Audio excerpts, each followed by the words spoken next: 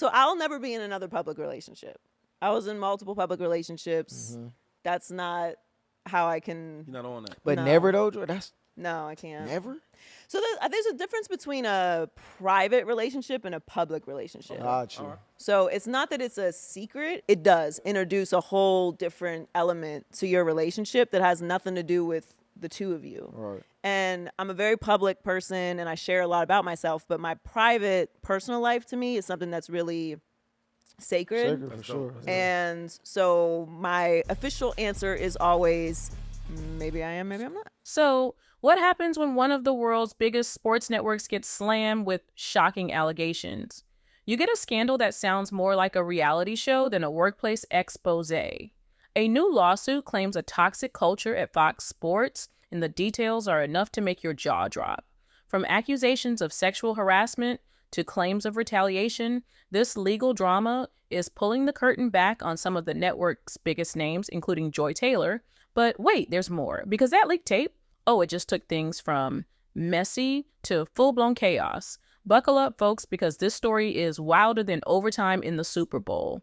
Let's start with the lawsuit itself, filed by Nushan Faraji, a hairstylist who's been working at Fox Sports for over a decade.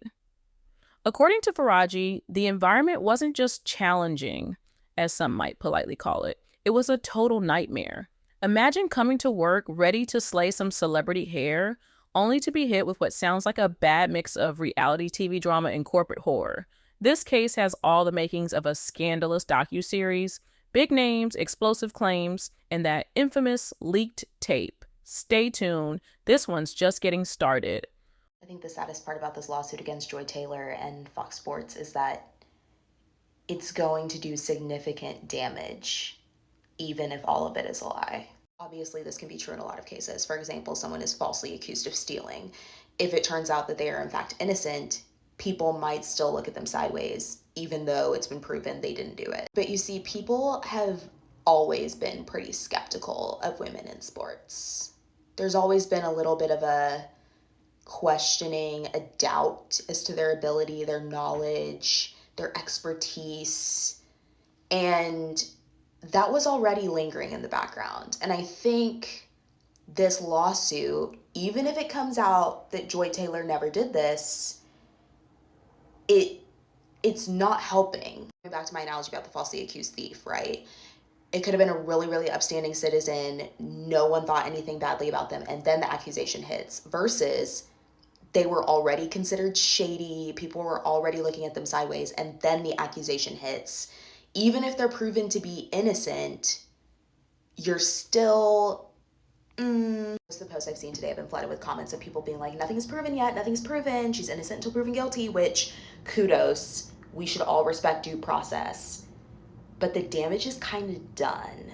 And that's really unfortunate because those of you that do watch Fox Sports, you'll know that Joy Taylor is actually one of the more knowledgeable analysts, and she was one of the few people that people were a bit less skeptical about because she knew ball. And it's just very, very unfortunate. Fox Sports just got hit with a lawsuit that's juicier than a post-game analysis. The drama comes courtesy of Nushan Faraji, a former hairstylist at their Los Angeles studios who's not holding back. According to Faraji, the network's workplace culture was a toxic stew of misogyny, racism, and ableism. And guess who's named in the lawsuit? Big names like Skip Bayless, Joy Taylor, Emmanuel Acho, and even Fox exec Charlie Dixon. Yep, this is not your average workplace grievance. This is tea spilling all over the court. Faraji's lawsuit paints a picture that's less team spirit and more toxic locker room. She claims on-air talent and executives were allowed to behave outrageously while employees like her were left to suffer in silence. And when they spoke up, retaliation, baby. Instead of fixing the problems, Fox allegedly rewarded the culprits with promotions.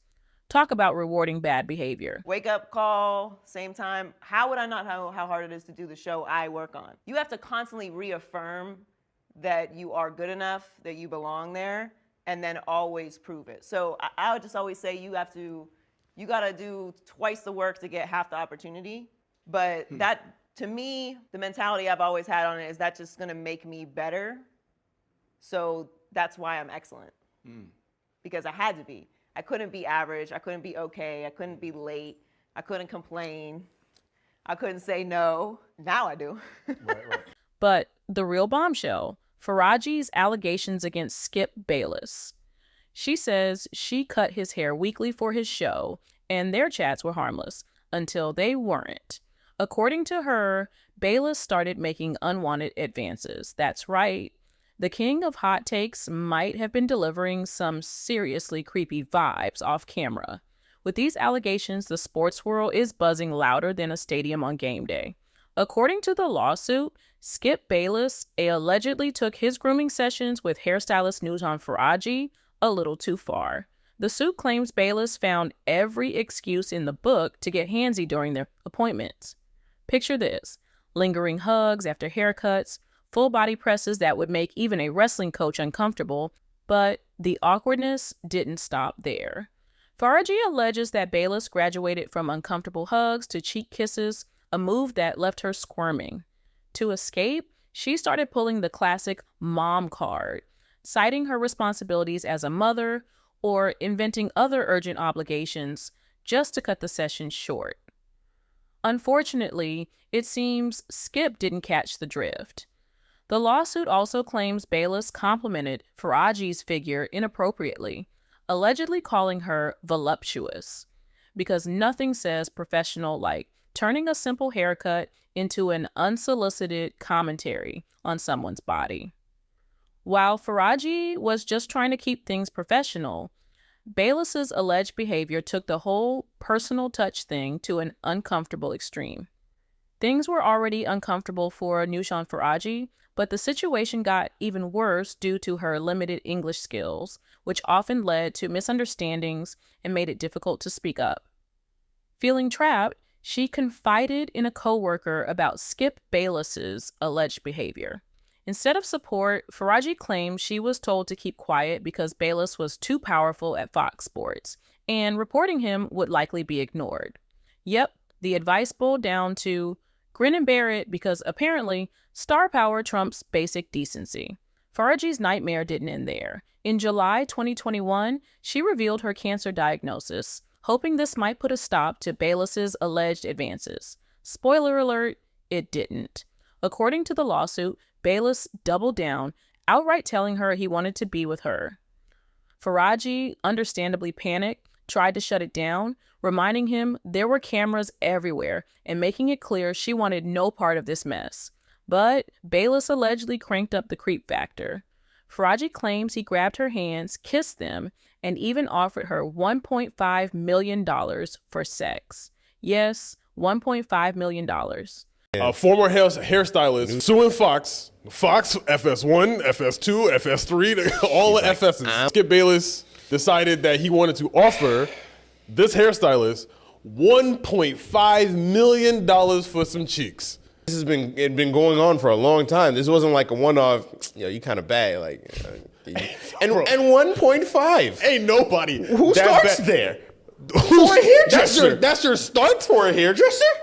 For a hairdresser. Nigga, if you're gonna do 1.5, I mean, you might as well go pay for somebody that does sure this shit there's an professionally. Instagram model or something that would 1.5 million? an OnlyFans model that'll do some weird shit to you.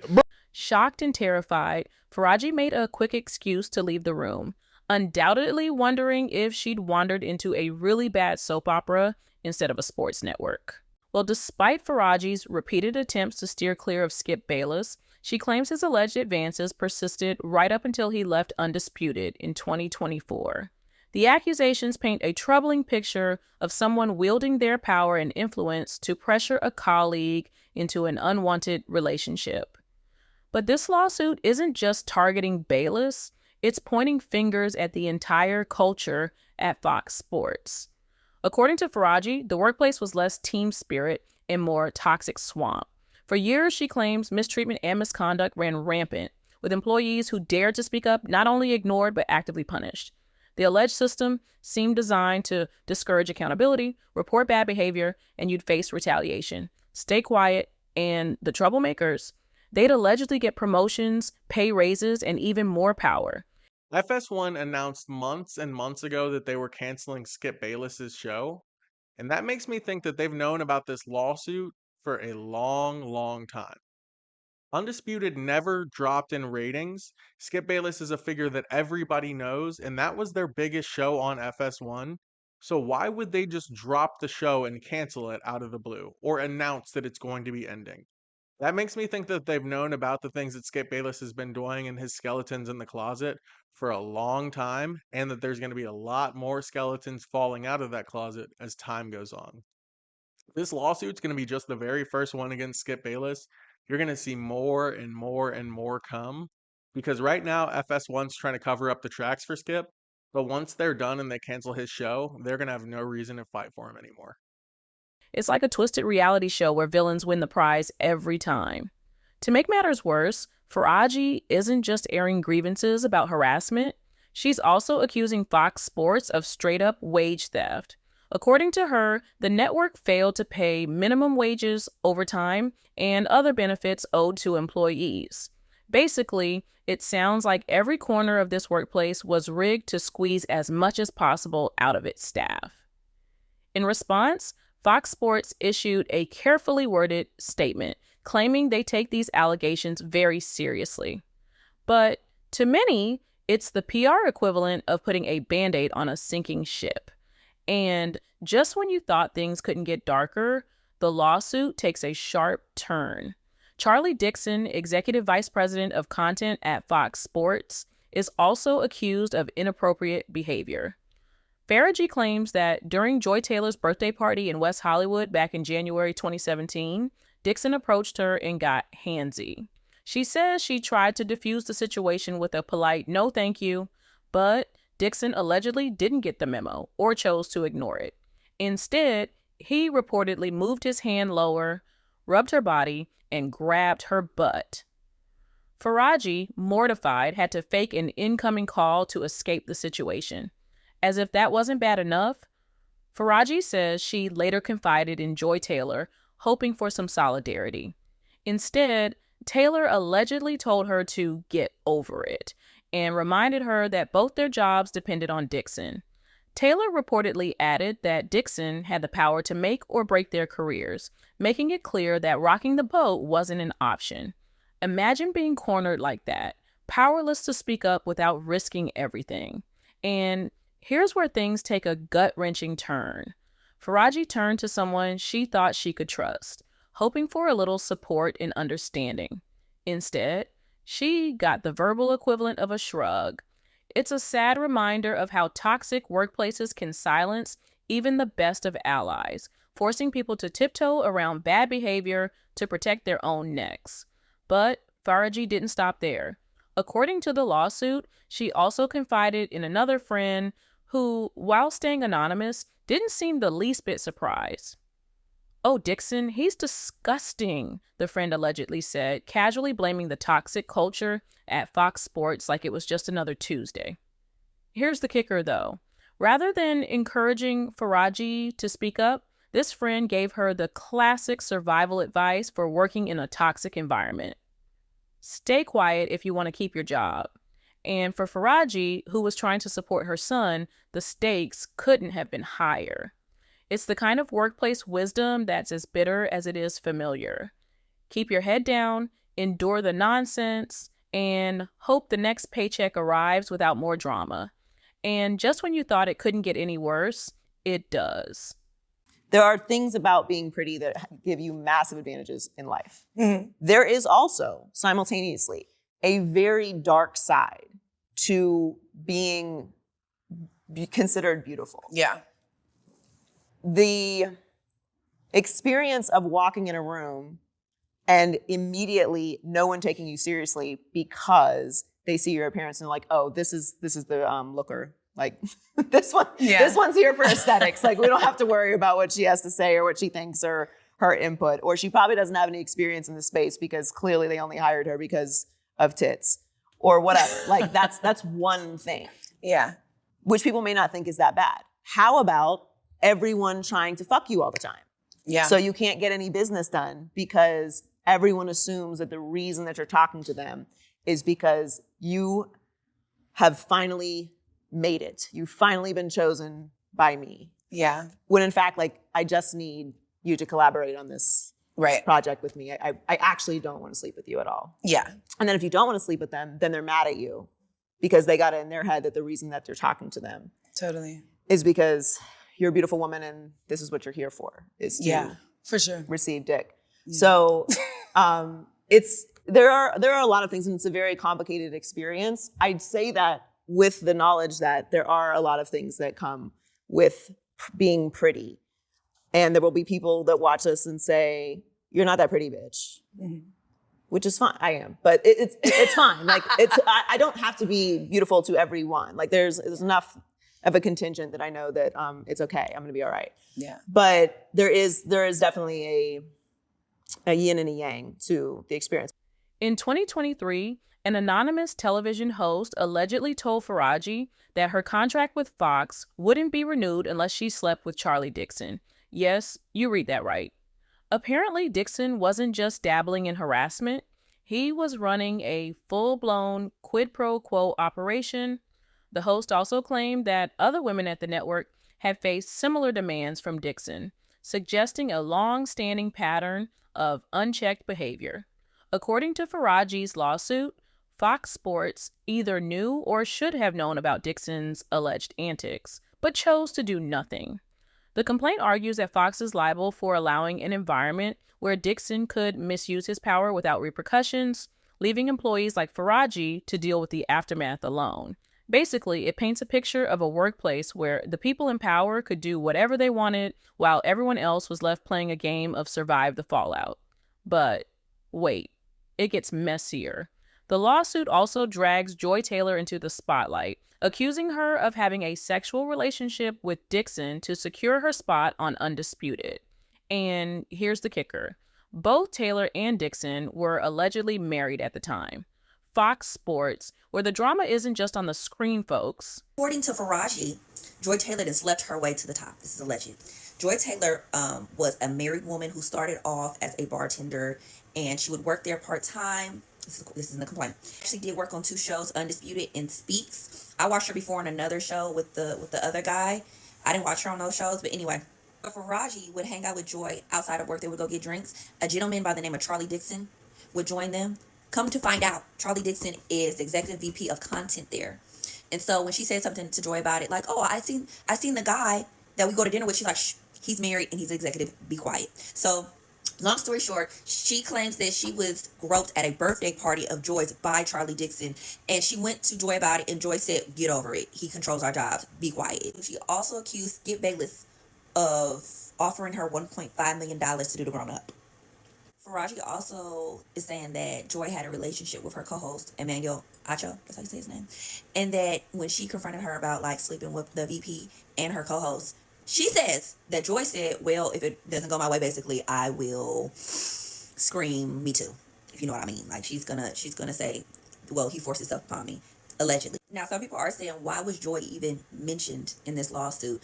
I believe it is to kind of frame the work environment and add to the narrative that the work environment was very toxic and that everybody was in on it, everybody over there nasty. Shannon Sharp's name was mentioned but not for anything bad. Shannon said, I'm in it and I ain't in it. I do believe that this will be settled out of courts. And yeah, it's a bad look for everyone involved over there at Fox Sports. But wait, there's more. According to Faraji, her once close friendship with Joy Taylor took a nosedive after a falling out that left their workplace interactions icier than a football field in December. Faraji alleges that Taylor mocked her Persian accent and mispronounced her name, adding an extra layer of cruelty to an already toxic work environment.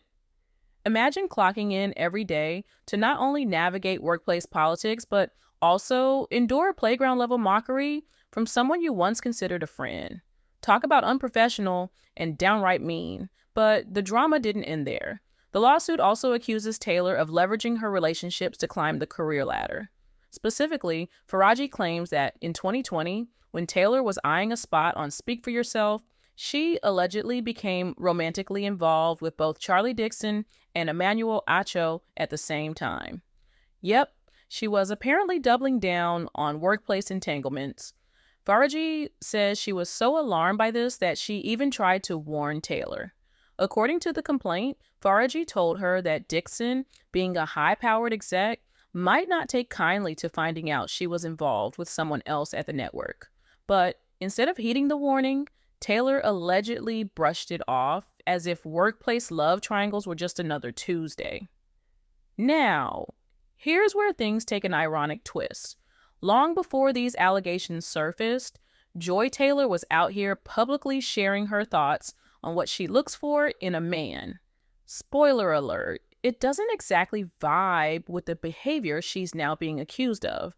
Let's just say the alleged actions and the public persona don't quite match up. On an episode of the Too Personal podcast last March, Joy Taylor laid out her ideal partner criteria, and honestly, it sounded pretty solid. She said she wanted a man who could maintain healthy, non-romantic relationships with women and see their value beyond just family or romantic interests. I don't want to date a man who only gets input from other men or who categorizes women as either your mother or someone you want to sleep with, Taylor explained. You have to have a broader spectrum on women and their value in your life if you're going to be with me. Sounds reasonable, right? Now, here's the kicker. Less than a year later, Taylor found herself named in a lawsuit accusing her of, doing the exact opposite of her own philosophy. The suit claims she allegedly engaged in romantic relationships with multiple colleagues at Fox Sports to advance her career. According to Faraji, during a lunchtime meeting in Beverly Hills in February 2020, she noticed some undeniable romantic sparks between Taylor and Emmanuel Acho. When Faraji asked about it, Taylor reportedly confirmed the relationship and admitted she was banking on Acho to recommend her for Speak for Yourself. So, let's recap.